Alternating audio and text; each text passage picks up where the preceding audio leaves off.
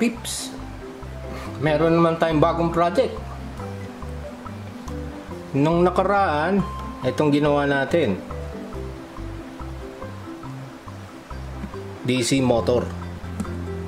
Kukontrolin natin yung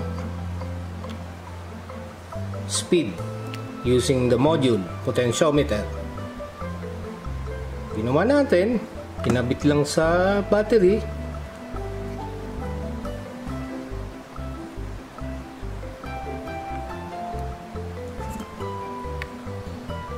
Ayun, ayaw umilaw. Ayun, umilaw na siya. Control mo lang yung speed ng motor. Dahan-dahan mo ikutin yung potentiometer. Ayun, diba?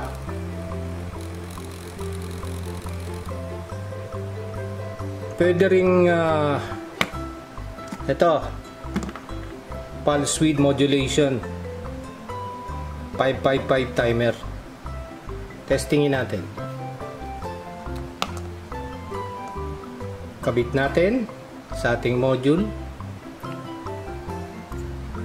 Ito rin, 6 volts na battery kakabit natin sa jack. Ayun, nagpapulse siya. Pag in-adjust mo yung potentiometer, ma-adjust mo din yung speed ng motor. Diba? Ito, mga DC motor ito, tatlo. Tsaka may mga LEC. Ito yung bago nating module. Naka-module na rin siya. Itong motor na ito. Kabitan natin ang LEC. Yun, bago yung LEC. Binili ko ito. Mga motor at saka mga LEC sa Lazada. Testingin natin sa ating adjustable power supply. Lakas, sa 5 volts lang.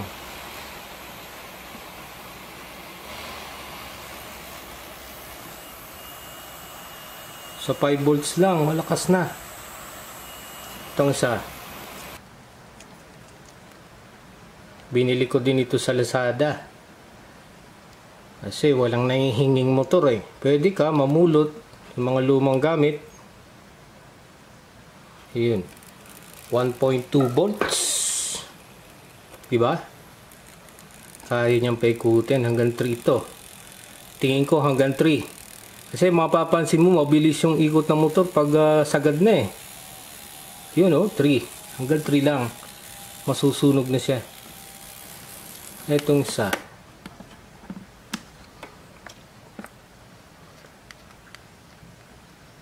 Binili ko rin niya sa Lazada. Kasi may pambili pa ako. Pero pag wala na, tumigil. Ayun. Iba naman yung kanyang style. Yun flat yung niya, body. At ayaw. Yun, umikot din. Tingin ko hanggang 3 volts lang siya. Mga 1.16 ampere. Kasi parang mag-overload eh. Yun sobrang lakas ng ikot. Ngayon, ang gusto nating mangyari sa video ito, kontrolin natin yung direction ng motor. Diba yan? Pag kinabit mo sa ganyan, yan ang direction ng motor ay pakaliwa. Pag sa kabilang polarity, walang polarity ang motor eh. Pakanan naman yung ikot. Yan ang gusto nating mangyari ngayon. Kontrolin natin yung forward at reverse direction ng motor. Yung mga motor natin. So yan ang mga motor natin. Mga DC motor pan. At ito ay DC motor tape. Diba?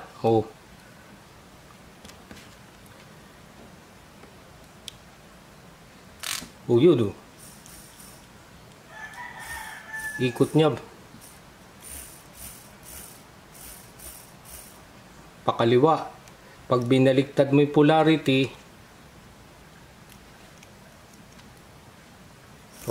pakanan naman ang ikot, clockwise.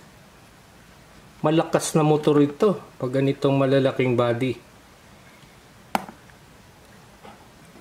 Ito yung gagamitin nating module para makontrol natin yung direction ng motor, forward or reverse. Ginawan ko yan ng module. Nakaano na siya, PCB, may header, yung motor niya nakadikit, tsaka yung pan. Binili ko pa ito sa Quiapo. Wala akong mahinging motor kaya bumili ako hanggat may pambili. Pag wala ng pambili, matulog na lang. Paano ito kung ako control direction? Kailangan ng module. Kaya gumawa ako ng module pang control ng motor. Ito ngayon ang module natin. Maraming spaghetti. Pwede na tayong magmerienda. Freestyle. 4 na transistor lang yan.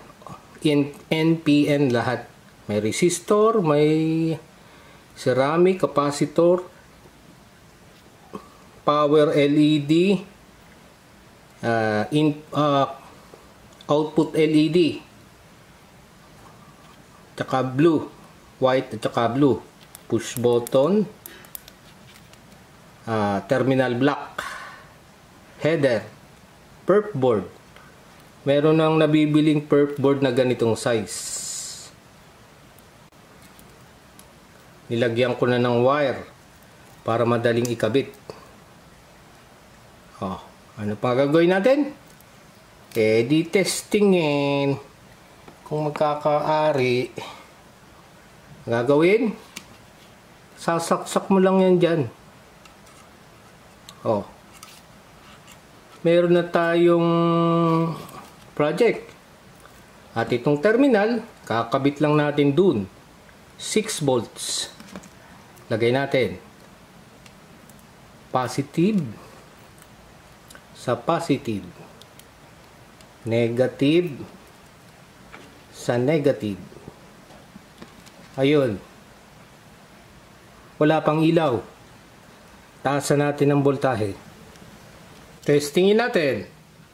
Kanan, umiilaw yung white LED. Kaliwa, umiilaw yung blue. Ayun Sa kanan, clockwise ang ikot ng motor. Pag pindot mo, umiilaw yung white LED. Sa kaliwa, blue. Ang ikot ng motor, counterclockwise. So, yan ang ating project. Kada pindot mo, umiilaw yung LED.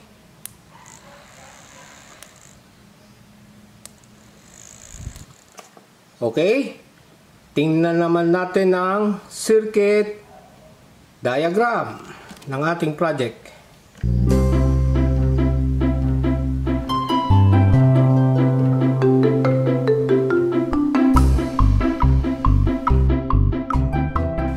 Okay mga Repa Pips, yan ang ating circuit diagram ng forward reverse ng DC motor.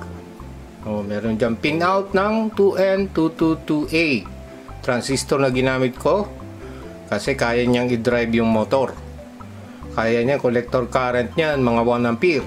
Makikita mo dyan, may power LED left and right, output LED sa right, white, sa left, blue. 4 na NPN transistor. Isang motor, merong capacitor para sa back EMF. At may 2 switch.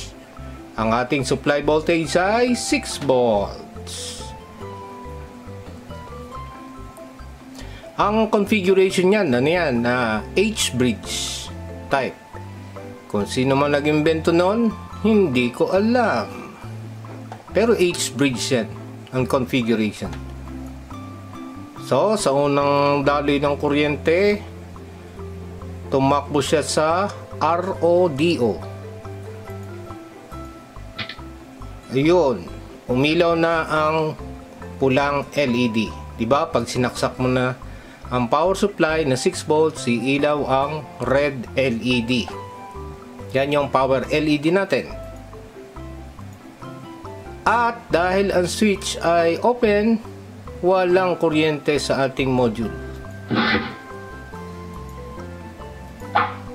Pag pinindot mo naman ang switch 1,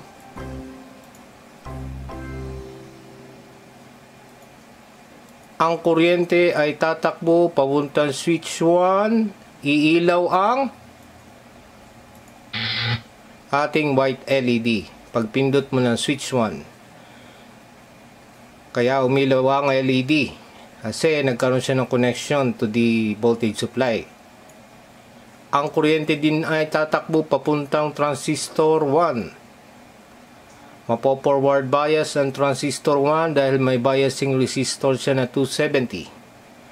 Pag na-forward bias ang transistor 1, mag-switch on ang transistor 1, dadalo yung kuryente sa collector side ng transistor. Pero siya ay na-traffic. Di siya makakalusot muna sa motor kasi may iniintay siyang current flow. Ito yung iniintay niya. Ang kuryente din ay tumakbo dahil nakakonekta siya sa switch sa transistor 4. Na forward bias ang transistor 4. Kaya eto na, pwede nang dumaloy ang kuryente papuntang ground. Q1 to motor to Q4 to ground. Dahil dyan, wala na naman daloy ng kuryente sa kabilang switch kasi open. Ang motor ay umikot na. Ang kanyang ikot ay makikita mo dyan, clockwise. So makikita mo dyan ang pindot mo sa switch 1, iilaw ang white LED at ang motor, ang ikot ay clockwise. So yan ang ating unang circuit. Diba? Pag pinindot mo yung switch 1, kaya ang motor umiikot clockwise. Dalawang transistor ay saturated or switch on. Makikita mo dalawang transistor na nag-function, yung dalawa ay hindi. Ito naman, pag tinanggal mo yung kamay, ayun, wala na ngayon ng ating circuit. Wala ng kuryente. Ang mangyayari niyan, magpo-produce ng back EMF ang ating motor, kaya mayroong capacitor na siyang sasalo sa back EMF hanggang maubos ang current sa motor. Ito naman, pipindutin mo naman ang switch 2, yun yung left side na switch. Ang takbo ngayon ng kuryente papuntang D2, blue LED. Ano mangyayari sa LED? Iilaw ngayon ang blue LED. Tatakbo din ang kuryente, nakakonekta sa switch papuntang Q3, transistor 3. Mapo-forward bias ang transistor 3. Dadalo ang kuryente sa collector side ng transistor 3. May iniintay na naman siyang daloy ng kuryente. Ito yon. Tumakbo din ang kuryente from switch 1 to Q2 to the ground. Lahat sila may biasing resistor na 270 ohms. Kung walang resistor yan, baka masunog ang ating transistor. Kaya, nang ma-forward bias ang Q2, ang kuryente na ngayon ay malayang dumaloy sa motor, sa Q3, sa Q2 at sa ground. Ayun.